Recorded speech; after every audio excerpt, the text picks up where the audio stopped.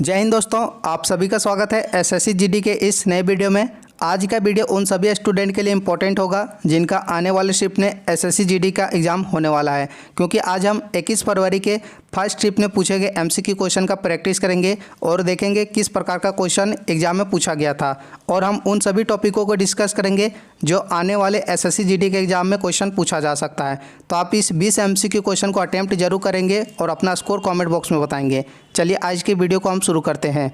पहला question exam में पूछा गया था जुलाई 2023 में सरिता और राकेश ने किस खेल में भारत के लिए स्वर्ण पदक जीत हासिल किया था? Option A cricket, table tennis, तीरंदाजी या बैडमिंटन। पहले क्वेश्चन का बिल्कुल सही उत्तर होगा सरिता और राकेश ने तीरंदाजी के लिए दोस्तों भारत के लिए स्वर्ण पदक जीत हासिल किया था। ऑप्शन सी इस क्वेश्चन का राइट आंसर होगा। क्वेश्चन नंबर 2, गिर राष्ट्रीय उद्यान भारत के किस राज्य में स्थित है? ऑप्शन ए राजस्थान, महाराष्ट्र, गुजरात या असम। मैं जब एसएससी जीडी का प्रैक्टिस करा रहा था तो उस समय बताया था कि गिर राष्ट्रीय उद्यान इम्पोर्टेंट है और गिर राष्ट्रीय उद्यान में बब्बर शेर पाए जाते हैं। तो दोस्तों यह कहाँ स्थित है? तो गुजरात राज्य में स्थित है। गुजरात राज्य में एक और राष्ट्रीय उद्यान स्थित है कच्छ की रण, और इसके साथ बारदा राष्ट्रीय उद्यान भी स्थित है गुजरात में, जो एग्जाम में पूछा जा सकता है यह क्वेश्चन। नेक्स्ट आता है दोस्तों, राष्ट्रीय उद्यान से एसएससी जीडी के एग्जाम में क्वेश्चन पूछा जा रहा है। तो हम भारत के जितने भी इम्पोर्टेंट राष्ट्रीय उद्यान हैं जो आने वाले एग्जाम में क्वेश्चन पूछा जा सकता है, तो इस क्वेश्चन को हम डिटेल में कवर करेंगे। पहला आता है नामदफा राष्ट्रीय उद्यान, यह कहाँ स्थित है? तो दोस्तों यह अरुणाचल प्रदेश में स्थित है। मानस और काजीरंगा नेशनल पार्क, यह दोनों याद रखेंगे एक साथ, या दोनों स्थित है असम राज्य में। नेक्स्ट आता है सुंदरवन राष्ट्रीय उद्यान, यह स्थित है पश्चिम बंगाल में, इम्पोर्टेंट है। नंदा देवी और जिम कार्पेट राष्ट्रीय उद्यान, यह दोनों स्थित है दोस्तों उत्तराखंड राज्य में। उत्तराखंड राज्य में स्थित एक और है जैसे फूलों की घाटी, यह कहाँ स्थित है? तो फूलों की घाटी यह स्थित है उत्तराखंड राज्य में। जिम कार्पेट राष्ट्रीय उद्यान यह इसलिए इम्पोर्टेंट है क्योंकि यह भारत का पहला राष्ट्रीय उद्यान है। और जिम कार्पेट राष्ट्रीय उद्यान का दोस्तों स्थापना कब किया गया था? तो 1936 में किया गया था। यह उत्तराखंड राज्य में स्थित है, इम्पोर्टेंट है, आप याद रखेंगे। लेकिन यह किस नदी के किनारे स्थित है? तो याद रखेंगे यह रामगंगा नदी के किनारे जिम कार्पेट राष्ट्रीय उद्यान स्थित है। इतने पॉइंट आपको याद रखने हैं। अगला आता है बेतला राष्ट्रीय उद्यान। बेतला राष्ट्रीय उद्यान यह स्थित है झारखंड राज्य में। नेक्स्ट है सलीम अली राष्ट्रीय उद्यान, यह स्थित है जम्मू कश्मीर में। सलीम अली पश्चिम अभयारण्य अगर क्वेश्चन में पूछा जाए कि सलीम अली पश्चिम अभयारण्य यह कहाँ स्थित है? तो केरल में स्थित है। और सलीम अली राष्ट्रीय उद्यान यह स्थित है जम्मू कश्मीर में। यह दोनों डिफरेंट आपको पता होना चाहिए। नेक्स्ट आता है इंदिरा गांधी राष्ट्रीय उद्यान, यह स्थित है तमिलनाडु राज्य में। नेक्स्ट है दोस्तों शांत घाटी स्थित है केरल राज्य में, इंपॉर्टेंट है, यहाँ से क्वेश्चन पूछा गया था। नेक्स्ट आता है उदयपुर राष्ट्रीय उद्यान। उदयपुर राष्ट्रीय उद्यान यह बिहार राज्य में स्थित है। इंपॉर्टेंट इसलिए क्योंकि उदयपुर राष्ट्रीय उद्यान स्टूडेंट देखते ही राजस्थान आंसर टिक करते हैं, जो गलत है, याद रखेंगे। उदयपुर राष्ट्रीय उद्यान यह स्थित है बिहार राज्य में। उदयपुर राष्ट्रीय उद्यान के साथ बिहार राज्य में वाल्मीकि राष्ट्रीय उद्यान भी स्थित है, याद रखेंगे। अब हम नेक्स्ट क्वेश्चन को कवर करते हैं। क्वेश्चन नंबर 3 है आईसीसी क्रिकेट विश्व कप 2023 फाइनल के संदर्भ में निम्नलिखित में से कौन सा कथन सही है? क्वेश्चन आसान पूछा गया था, लेकिन क्वेश्चन का आंसर जो दिया गया था थोड़ा डिफिकल्ट था, तो याद रखेंगे दोस्तों या कौन सा कथन सही है पढ़ेंगे पहले हम। जैसे भारत ने विश्व कप 6 विकेट से जीता, जो गलत कथन है। और नेक्स्ट हम याद करेंगे जैसे पढ़ेंगे जैसे कि है ऑस्ट्रेलिया ने विश्व कप में 6 विकेट से जीत हासिल किया था, बिल्कुल सही है, राइट आंसर याद रखेंगे। इस क्वेश्चन का ऑप्शन बी सही उत्तर होगा। आईसीसी क्रिकेट विश्व कप से मैं ऑलरेडी एक वीडियो बना चुका हूँ, तो इस वीडियो को हम डिटेल में कवर करते हैं। नेक्स्ट है भारतीय संविधान का कौन सा अनुच्छेद 280 के तहत किसकी स्थापना की गई थी? अनुच्छेद 280 के तहत किसकी स्थापना की गई थी बताएंगे? बिल्कुल सही दोस्तों, भारतीय संविधान का अनुच्छेद 280 के तहत या वित्त आयोग की स्थापना की गई थी। चौथे क्वेश्चन का राइट आंसर हो जाएगा ऑप्शन ए। वित्त आयोग एग्जाम में क्वेश्चन पूछा गया है, तो आने वाले अगर शिफ्टों में क्वेश्चन पूछा जाए कि पहले वित्त आयोग के अध्यक्ष कौन थे, तो पहले वित्त आयोग के अध्यक्ष थे केसी नियोगी।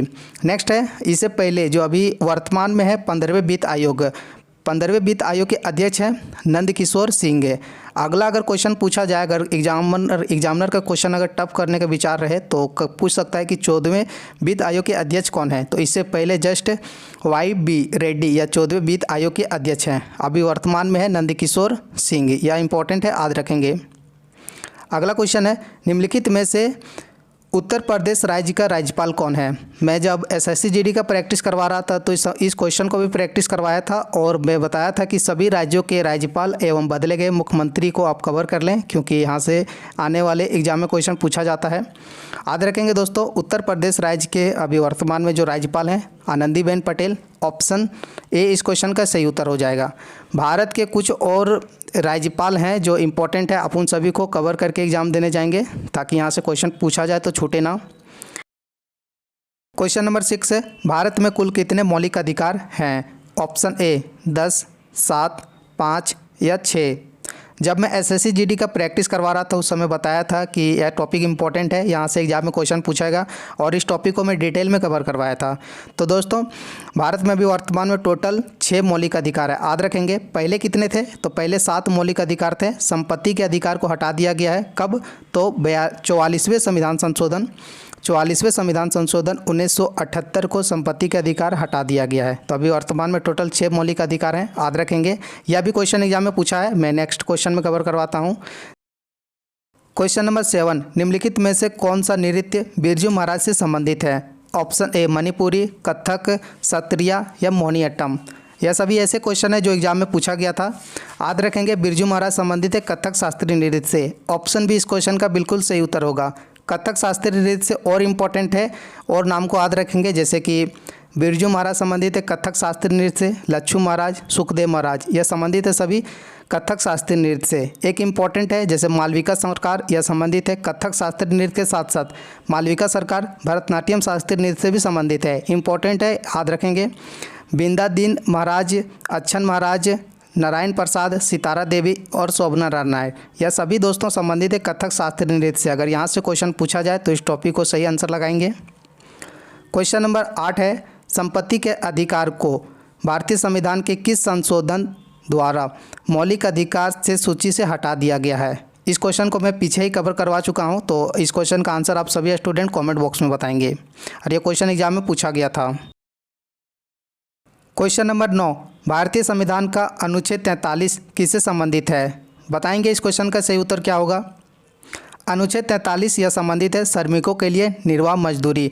9वें क्वेश्चन का राइट आंसर हो जाएगा ऑप्शन बी। दोस्तों, ग्राम पंचायत संगठन यह किस अनुच्छेद में वर्णित है? तो अनुच्छेद 40 में वर्णित है। यह क्वेश्चन एग्जाम में पूछा जा सकता है। अगला है नागरिकों के लिए समान सिविल संहिता। यह क्वेश्चन 20 फरवरी के एग्जाम में पूछा गया था। तो यह किस अनुच्छेद में वर्णित है? तो यह अनुच्छेद 44 में वर्णित है। इंपॉर्टेंट है, इतने याद रखेंगे। नेक्स्ट क्वेश्चन है, ग्रैमी पुरस्कार जीतने वाले पहले भारतीय संगीतकार कौन हैं? Option A Zubin Mehta, Zakir Hussain, AR Rahman, Pandit Ravishankar. यह क्वेश्चन मैं प्रैक्टिस के तौर पर कई बार करवा चुका था कि दोस्तों ग्रैमी पुरस्कार जीतने वाले पहले भारतीय थे पंडित रविशंकर। ऑप्शन डी इस क्वेश्चन का राइट आंसर होगा। ग्रैमी पुरस्कार पंडित रविशंकर यह किस कब दिया गया था? तो 1968 में पंडित रविशंकर को ग्रैमी पुरस्कार से सम्मानित किया गया था। क्वेश्चन को आंसर आप कमेंट बॉक्स में बताएंगे कि पंडित रविशंकर किस वाद्य यंत्र से संबंधित हैं। क्वेश्चन नंबर 11, पोलो टीम में कितने खिलाड़ी होते हैं? तो इस क्वेश्चन का दोस्तों बिल्कुल राइट आंसर याद रखेंगे। पोलो खेल में या टोटल खिलाड़ियों की संख्या कितनी होती है? तो 4। क्वेश्चन नंबर 12, भारत रत्न और पद्म विभूषण पुरस्कार कब स्थापित किए गए थे? भारत रत्न या भारत का सर्वोच्च नागरिक पुरस्कार है और भारत रत्न और पद्म भूषण दोनों को स्थापित किया गया था वर्ष 1954 में। दोस्तों, भारत रत्न से पहले किसे सम्मानित किया गया था? तो डॉक्टर सर्वपल्ली राधाकृष्णन को पहले भारत रत्न पुरस्कार से सम्मानित किया गया था। पद्म विभूषण पुरस्कार से पहले किसे सम्मानित किया गया था? यह क्वेश्चन इंपॉर्टेंट है, इस क्वेश्चन का आंसर आप कमेंट बॉक्स में बताएंगे। क्वेश्चन नंबर 13, लोसर किस राज्य या केंद्र शासित प्रदेश में मनाया जाता है? थोड़ा मिस टाइपिंग हुआ है। लोसर नृत्य या किस राज्य या केंद्र शासित प्रदेश में मनाया जाता है?